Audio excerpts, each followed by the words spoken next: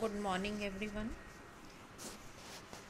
We have already done how to identify the slow learners and which are the main characteristics of slow learners. Actually, we have done that slow learners are the children who have low ability with IQ between 70 to 85. And we can say a slow learner is a child of below average intelligence, and of course, their thinking skills have developed significantly but more slowly than the norms of her age. When we compare these children with other children, of course, their learning speed and IQ is less as compared to their peer group. So we have already discussed about the slow learners. In this video we will discuss about the ways to teach and help slow learners. We will learn the ways how to help such students. First of all, we have to motivate such children who are having the problem of slow learning. Of course, motivation is one of the most essential requirements for children who are slow learners. Whenever they do any small task, we should try to praise them. Of course, even the smallest victory should be acknowledged and praised by us. So, we should always use these four words: you can do it, you can do it, as when the children do some work, and of course they try to do some work and they successfully complete those tasks. Maybe the child can take some extra time to do this task, to complete this task, but you have to use these four words: well done beta, you can do it. So motivation should be the slogan used by the parents and the teachers for their slow learners.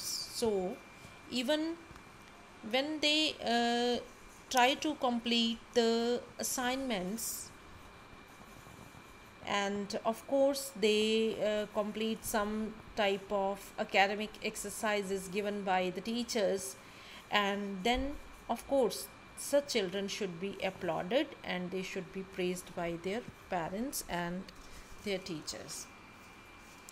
Then there should be rewards given to the children of slow learning. So a slow learner should be motivated to stay the course and learn as much as possible. Whenever a child sees that after completing the task they will be rewarded by some loving remarks and compliments like well done, keep it up, very good, you can do it. So these are the rewards, and of course you can use some type of certificates and trophies, and of course when you will try to set rewards for milestones to keep your child motivated, and they will try to do more and more efforts. So when you will try to give them rewards, of course they will try to do more and more efforts to complete the task. So being a parent, you have to, being a teacher and being a parent, you have to motivate your child, and of course after motivating them, whenever they complete their task within given time, and of course there should be a proper rewards for their achievements. Then we have to create small goals for such type of children. If you set big tasks for them, big goals for them, of course then it will be very difficult for these type of children to achieve those targets. So when we set small targets, which can be achievable and which can be within the reach of your children, then of course your children will try to do the efforts. But if you have set some big goals for them which are beyond their reach, of course then your children will be discouraged. So you have to set small goals, and of course when your child will try to complete those small goals, after some time they will become more confident, and of course they can try to achieve the big goals. So you have to teach your children that small changes add up to big results. They will try to achieve small targets, and these small targets build small changes in their behavior, in their achievements, and of course then after some time this can we can say their big journeys can begin with their small steps. So as a parent you have to create small goals for your children. Then of course we already know that children who are slow learners, of course their IQ is low, and they can fail after doing lots of efforts. But you have to teach your children that failures are part of our life. If you do not fail, you don't learn, and if you don't learn, you will never change. So we have to change that education is the modification of behavior, and of course we have to do efforts again and again, and our hard efforts will be crowned with success, of course. But when we will be afraid of failure, that oh no, I will fail after doing these efforts, then of course you will definitely fail. But when you will think that no, i can I can win, and of course then you can change, and of course failing isn't bad when you learn what not to do. So here Thomas Edison, I have given the example of Thomas Edison. He failed more than 10,000 times before making the electric light. But after making every unsuccessful attempt, he learned that this is not a way to make this electric light. So, if he had left doing his efforts, maybe this credit of making bulb has maybe it had gone to someone else. So we can say, when we go on making efforts again and again, then we learn that this is not a way to complete this task. So most of us have failed many times, and failure actually makes us more stronger. More stronger means we learn how to deal this challenge very well. So as a parent of slow learner, you have to do one thing, that you will never compare your child with other children. If you go on comparing your child with another child who is very intelligent, of course then you will develop inferiority complex in your child. So never try to compare your child with any type of another child. So you will teach your child that failures are common, and everybody in his life fails. So it doesn't matter if you are failing after doing so many attempts. So do once again, and of course you will definitely win. This should be the motto of your life. Then of course, if you are a parent of a slow learner, you have to be open with caregivers. You have to tell that how your child is struggling with his efforts, how he or she has to make more efforts to achieve their targets. So you have to make caregivers know the situation and educate them about how to handle the situation with your child as a slow learner.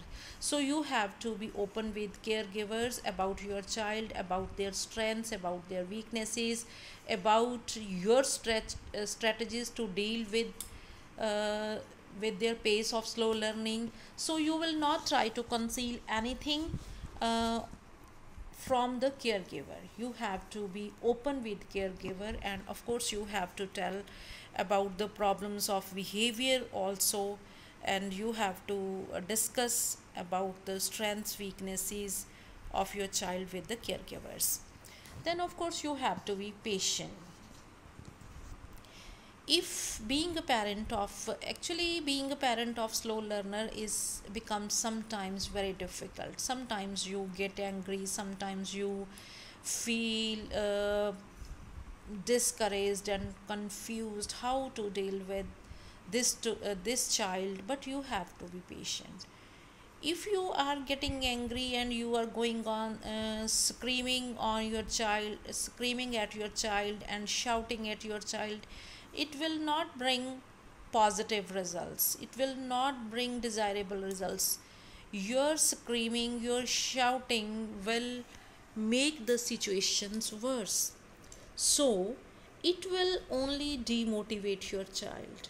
So whenever you see low grades of your child, whenever you see that your child is not doing his or her homework very well, you will be more patient. And of course you have to understand that all children are different. They have their own strengths, own weaknesses, and all have different type of challenges, all have different type of attitudes and aptitudes. Their interest level varies, and of course they have different type of personalities, and they have different type of intelligence levels. They have different levels of intelligence. So you will never try to compare your child to others.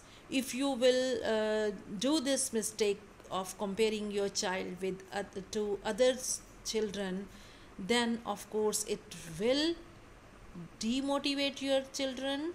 They will leave doing efforts, they will stop doing efforts to satisfy you, to please you.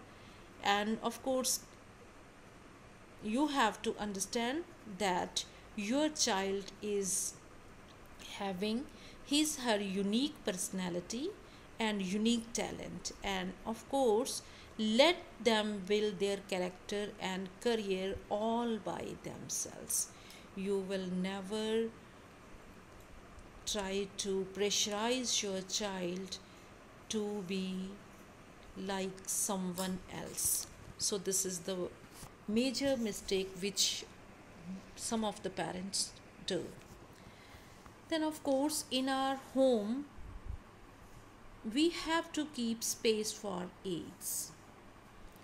When there is a space for aids, visual aids, of course at home and of course in school too, these visual aids help such type of children understand and remember the information and knowledge which you were talking about. Then as a teacher you have to be vocally supportive. Maybe this child needs your statements again and again. You have to give some extra time to this type of child. So you have to encourage this child until he or she succeeds. And of course you will ask questions again and again, and of course when you will go on asking questions them, of course there will more mental exercising of these students. So you have to be vocally supportive, and you will ask more and more questions from such children. Then of course creating a productive study space is necessary for such type of children. We all know that slow learners get distracted easily, so we have to produce such environment of zero distractions. So when you will provide them a quiet study table and quiet place, and of course there will not be any type of distractions, maybe your child can learn better. Then you have to be easily accessible. Suppose your child is completing his work, and of course your child is facing some type of problem while completing his or her assignment or any type of homework given by the teacher. But as a parent, you should be there to guide your children how to do this. But as a parent, you will never try to do the work of your child by yourself. So here you will give them only the guidance. So there should be the physical and mental support to your child. So being a parent, be easily accessible to your children. Then don't let them give up. When your child is struggling hard to complete the targets set by the teachers and set by you, maybe your child is trying more and more efforts, and but making efforts again and again, your child is getting failed. So you should be there with your child. You will advise him never to stop trying. So if your child will stop believing that he or she can do the work, it will be very dangerous for your child's personality and, of course, their life.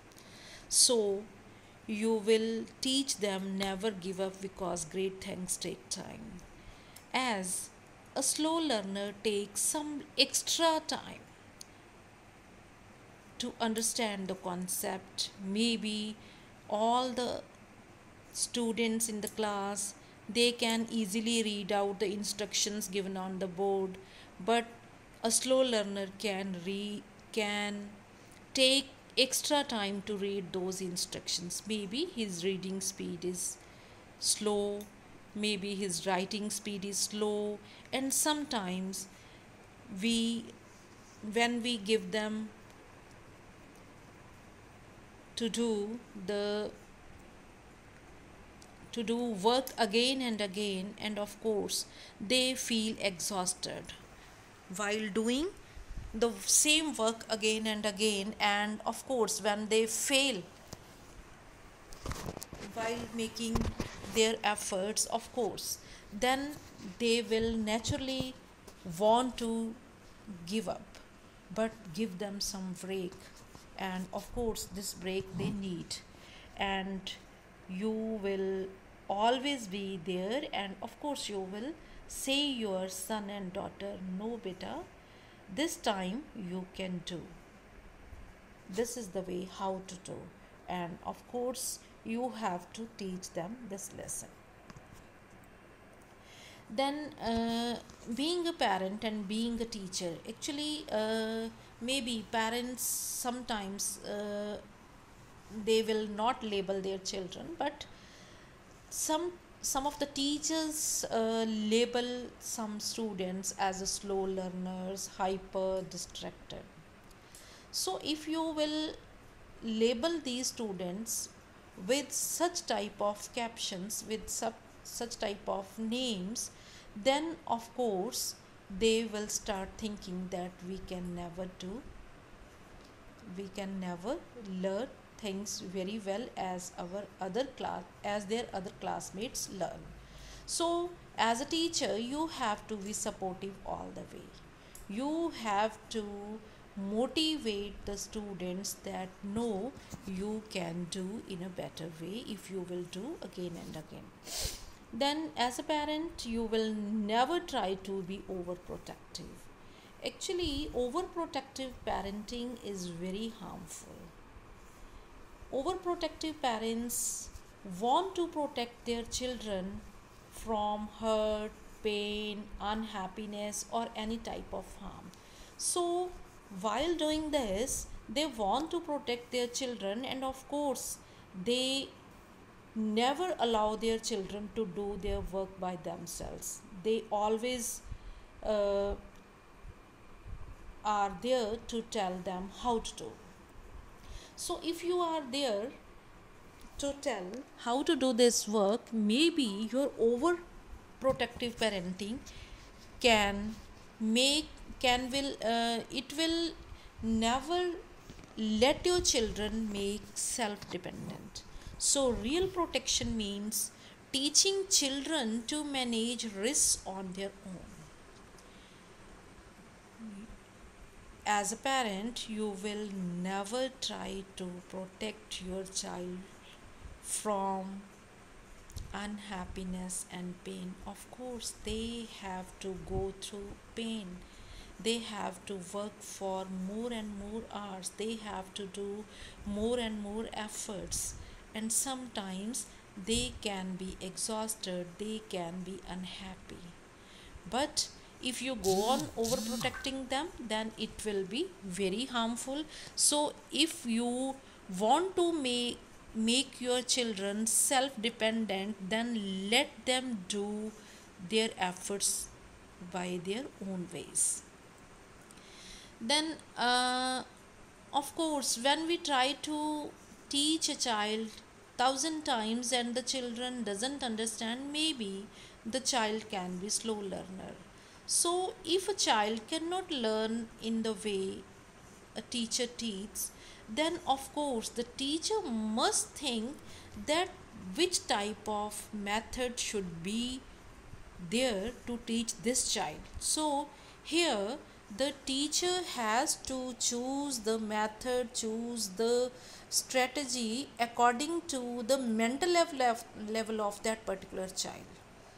So there should be compensatory teaching. Compensatory teaching means to alter the presentation of content. Content means the subject matter. So the teacher will see that the content which I am going to deliver to the whole class, but there is one student who is a slow learner, and we as a teacher, we have to change, we have to modify the presentation of that content. And of course the mental level of that particular child have to be kept in mind, has to be kept in mind.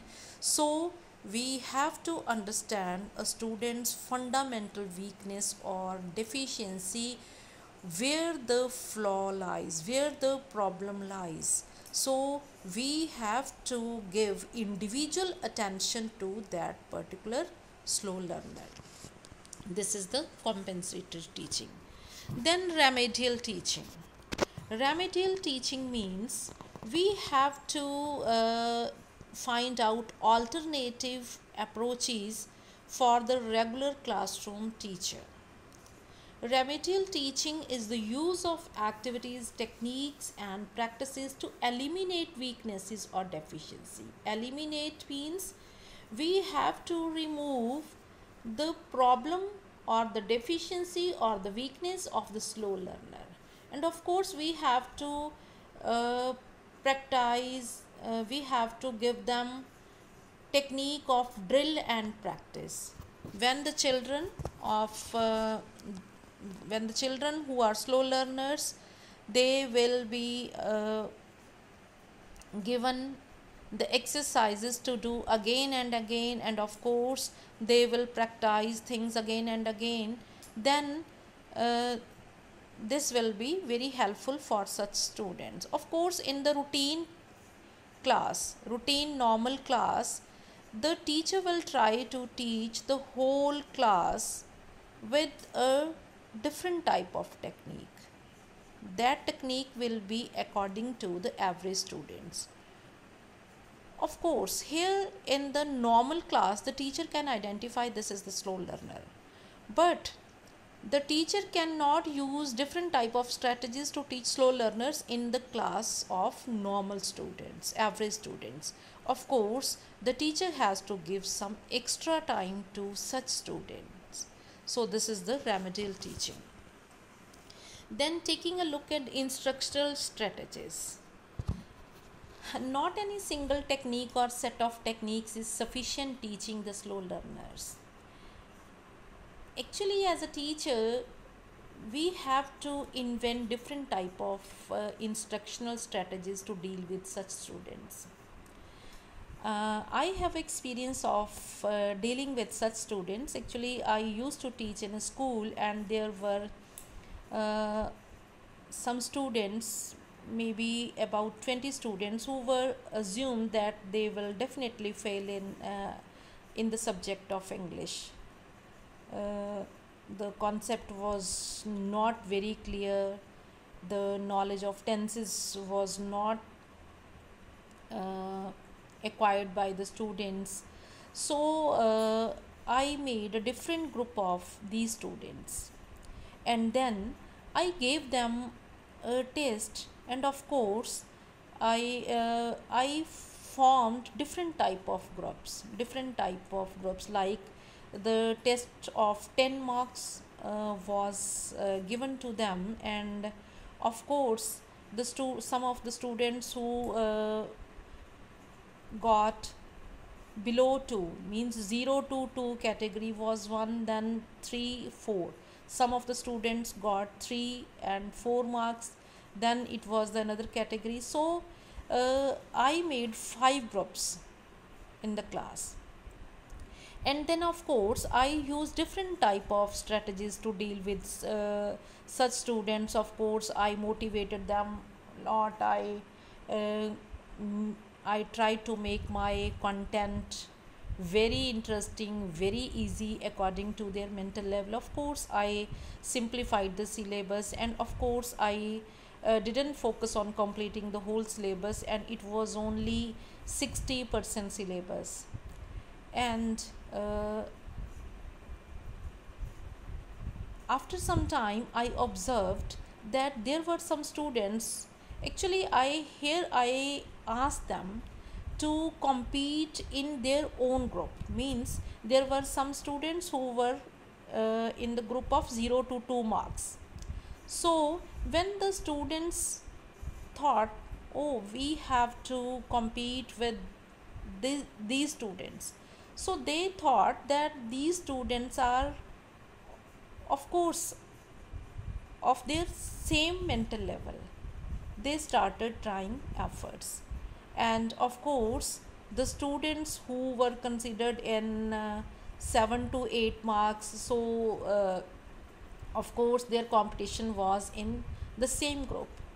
And after some time I observed that the students whom I considered in 0 to 2 category, when they started making more and more efforts, in a very short span they shifted to the group of 7 to 8 marks or 5 to 6 marks. And when they appeared in their exam of matriculation, all of the students passed in this subject, and it was my very big achievement, I think. So as all the students have different type of learning problems, teacher has to use different type of instructional strategies to deal with such type of students. Then of course, as a teacher, we have to create students interest, and of course your content should be according to the needs of the students. And when you will make the content very interesting, and of course the students will start taking interest in a positive manner, and this helps address the short attention spans of slow learners. The students who maybe they get distracted easily, when you will try to create interest of those students, maybe they will start taking interest in your content. So you can give them relevant examples, you can narrate them some interesting stories, you can organize some unusual trips or experiences for them. So you will see that when you will be on their mental level, and you will try to frame the content according to their needs, according to their interests, the results will be definitely positive. Then this we have already done, that as a teacher you have to incorporate audio and visual materials in class. So we have to make good videotapes, audios, and of course when they will listen and see again and again the same lectures, maybe the content can become clear to such students. Then we have to develop our own worksheets and exercises, textbooks and workbooks. So a teacher tries to make worksheets according to the every students, but when you see that there are some students who are slow learners in the class, then you have to modify your worksheets, you have to make them more interesting, and of course you have to simplify the content, and of course you will use simple words, and uh, simple words will ease the burden of creating materials. When you will use simple vocabulary, of course, then maybe your simple words can be the substitute of your teaching materials. So you will make the content clear by making some changes in worksheets and according to the mental level of the students. Then peer tutoring is another, I can say, it is another way to help such students. When you will assign some students to do to help the slow learners with the help with this technique, peer tutoring, so peer tutors can learn the basic problems. They actually they understand the basic problems of their classmates.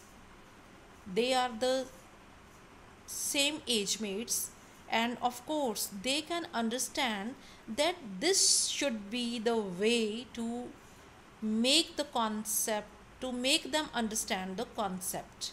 So peer tutoring is very helpful for such students. Then